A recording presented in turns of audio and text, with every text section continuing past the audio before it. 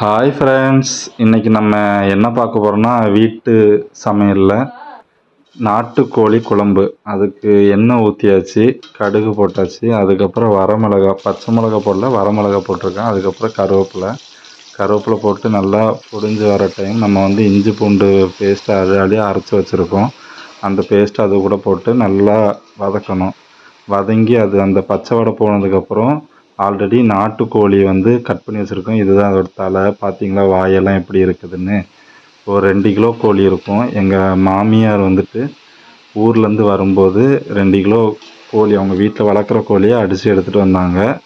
சரி, மாப்பிள்ளை சாப்பிடட்டும் அப்படின்னு சொல்லிட்டு அவங்க கையாலே சமைச்சு தந்தாங்க. அவங்க ஊரில் மசாலாலாம் செய்வாங்கள்ல, அந்த மசாலா ஊரில் வச்சு எப்படி செய்வாங்களோ அதே மாதிரி அந்த மசாலாலாம் போட்டு அரைச்சி அந்த மசாலாவை ஊற்றிட்டு கடைசியாக அந்த மசாலா அரைச்சி வச்சு அந்த தண்ணியும் அதை கூட சேர்த்து ஊற்றிட்டு நல்லா கொதிக்க விட்டாங்க. கடைசியாக நாட்டுக்கோழி குழம்பு ஃபைனலாக முடிஞ்சிடுச்சு.